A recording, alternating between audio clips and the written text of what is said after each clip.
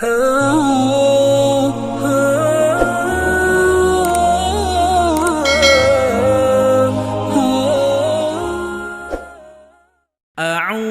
بالله من الشيطان الرجيم وأنكحوا الأيام منكم والصالحين من عبادكم وإمائكم إن يكونوا فقراء يغنهم الله من فضله والله واسع عليم.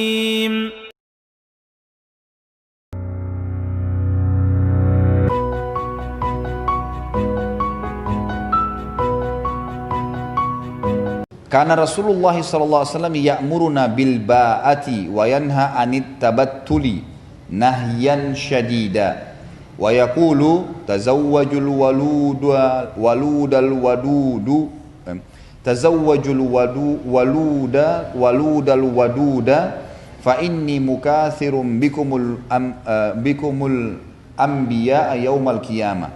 Rawahu Ahmad wa sahih Ibnu Hibban. Dia berkata, Anas bin Malik, Rasulullah SAW memerintahkan kami berkeluarga dan sangat melarang kami membujang. Bayangkan ya, jadi dalam Islam suruh nikah. Mudahkan pernikahan, dan ibu-ibu tolong mudahkan pernikahan. Jangan dipersulit. Kalau sudah datang memang orang yang baik, nikahin, gitu kan.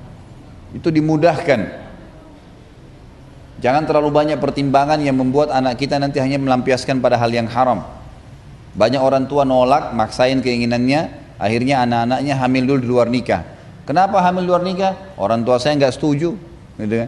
Dengan saya hamil maka baru saya dinikahkan, kan jadi kacau, gitu. Beliau bersabda, nikahilah perempuan yang subur dan penyayang, sebab dengan jumlahmu yang banyak, aku akan berbangga di hadapan para nabi pada hari kiamat. Riwayat Imam Ahmad, hadis sahih menurut Ibnu Hibban. Hadis ini memberikan gambaran kepada kita bahwasanya adanya anjuran agar menikah dalam Islam selama memang ya terbuka pintu itu secara syar'i. Saya tidak tahu pernah saya sampaikan atau tidak riwayat tentang Imam Ahmad pada saat, jangan salah fahamin riwayat ini ya, ini ijtihad beliau. Pada saat istrinya meninggal hari itu, malamnya mereka menikah. Ditanya sama murid-muridnya, wahai imam, ini hari takziah, kok bisa anda menikah, gitu kan? Perhatikan jawabannya ya, ini tidak ada hubungannya sama masalah hawa nafsu apa-apa, tapi ilmu. Dia mengatakan, saya khawatir kalau saya mati juga malam ini, saya juga meninggal seperti istri saya, sementara saya dalam keadaan bujang. Artinya menurut beliau, membujang sementara punya kemampuan ini berdosa. Beliau anggap itu salah, nggak boleh, gitu. Dan ini pemahaman yang sama tadi dengan hadis ini ya. Nabi SAW melarang kami membujang. Larangan, perhatikan bahasa Arabnya. Ibu-ibu lihat lafaz hadisnya dulu. Kembali ke lafaz hadis ya. Perhatikan saya baca ya. Kana wa anhu qal, kana Rasulullah SAW ya'muruna bil ba'ah. Rasulullah SAW dulu menyuruh kami ba'ah, menikah maksudnya. Wa yanha, dan melarang anit tabattuli. Tabattul itu menyendiri, membujang. Nahyan syadidan. Ada tulisan bahasa Arab begitu enggak?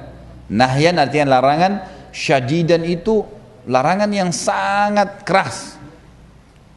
Jadi larangannya sangat luar biasa.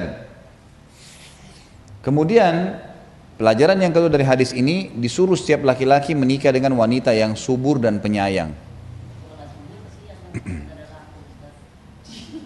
Urusan itu hidupan dunia. Yang tidak subur itu dari sekian banyak orang, cuman sebagian kecil.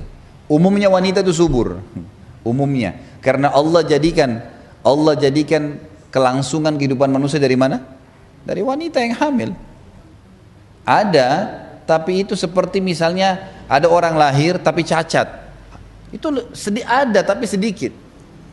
Itu sebuah variasi hidup yang memang sudah ada, gitu kan? Dan itu pun kita kembali ke masalah iman kita, hanya sementara duniawi. Kalau memang dia tidak subur, kemudian memang ataupun dia tidak menikah dan lalu dia meninggal, itu urusan Haknya Allah, tapi itu sebagian kecil di dunia. Di akhirat sudah lain. Akhirat ada kehidupan lain gitu kan. Cuma selama di dunia. Tapi umumnya, saya sudah sering tekankan kemarin, jangan bicara secara substansial. Kita bicara secara globalnya. Gitu kan. Globalnya itu memang perempuan diberikan oleh Allah kesuburan. Cuma kadang-kadang, gitu kan, kadang-kadang ada memang perempuan yang menghindar dari kesuburan itu, nggak mau hamil lagi, alasan ini, atau ada pemahaman yang salah, ya, ada baca buku yang keliru dan seterusnya lah, gitu kan. Nah, akhirnya menganggap tidak baik melahirkan itu. Jadi di sini kita memang diperintahkan sebagian ulama Muslim yang terjun di alam dunia medis, ya. Saya tidak tahu, mungkin ibu-ibu yang dokter lebih tahu daripada saya. Ini diangkat di dalam masalah fikih. Kenapa kok Nabi SAW menyuruh memperbanyak anak? Dan apa hikmahnya buat perempuan? Buat perempuan sekarang yang ditanya. Karena kan dia yang akan menghadapi 9 bulan, setengah mati, kemudian melahirkan lagi, antara hidup dan mati. Kok disuruh perbanyak ini? Suruh ulangin itu terus gitu kan? Dan digantungkan pahala jihad di situ, artinya ada pahala yang besar. Kira-kira apa hikmahnya? Adakah manfaat lain buat perempuan? Kata ulama ada 2 manfaat. Satu dari sisi spiritual, sisi ibadah. Anak ini nanti wajib bakti sama dia, gitu kan? Sisi spiritualnya itu. Sisi medisnya, ternyata mereka mengadakan penelitian, memang di rahim wanita itu ada peremajaan, ada membutuhkan peremajaan. Dan peremajaan yang normal adalah haid setiap bulan. Peremajaan yang maksimal melahirkan. Ternyata dengan melahirkan itu memang jauh lebih sehat bagi perempuan dibandingkan dia tidak melahirkan, karena memang Allah sudah jadikan dia sebagai kantong untuk keluar manusia. Jadi Allah hubungkan secara medis, seringnya melahirkan adalah kesehatan bagi perempuan. Sama halnya kalau dia menyusui, itu kesehatan buat dia. Ada manfaat medis yang dia dapatkan sebenarnya, selain ada spiritual secara pahala yang besar, dia juga bermanfaat. Bukankah kebanyakan penyebab kanker karena orang tidak mau menyusui anaknya? Tapi kalau orang yang sering menyusui, gitu kan?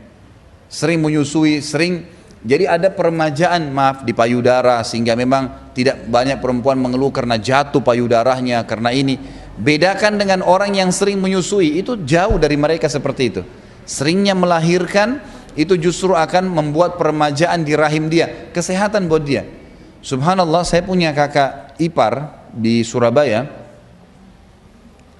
mertua kakak saya jadinya, itu sampai umur 65 tahun dia masih haid, mertuanya.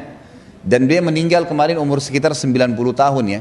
Subhanallah, sampai umur 90 tahun mau meninggal itu, dia masih, matanya penglihatannya terang, masih kuat fisiknya. Ibu tahu anaknya berapa? 16. Iyalah, betul ini. Anaknya 16 dan semuanya hidup. Ipar saya ini yang nikah sama kakak saya itu anaknya yang paling bungsu.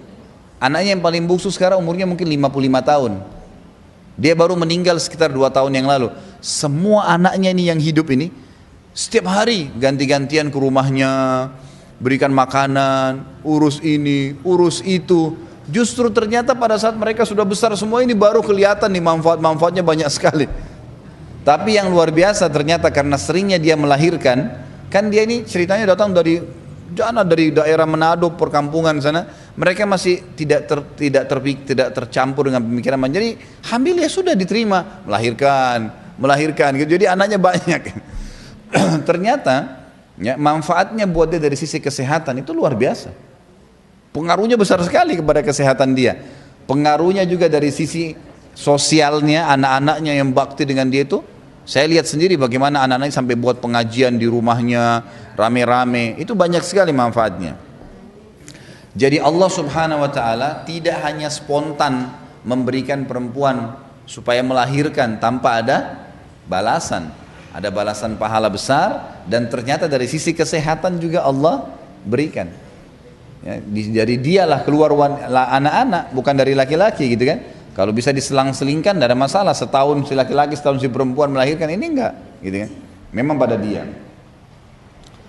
Pelajaran yang lain, yang ketiga adalah selain disuruh menikah dengan wanita subur dan manfaat daripada melahirkan bagi wanita tadi, Juga Nabi Muhammad SAW merasa bangga dengan jumlah umatnya pada hari kiamat. Kata-kata bangga di sini kata ulama adalah saya bangga karena banyak orang yang beriman kepada Allah di depan para nabi-nabi. Itu yang dimaksud. Jadi jangan salah faham di sini. Bukan hanya oh ini melihat nih umat saya banyak, bukan karena itu. Tapi maknanya adalah Nabi SAW mengatakan dia merasa bangga di والصالحين من عبادكم وإمائكم إن يكونوا فقراء يغنهم الله من فضله والله واسع عليم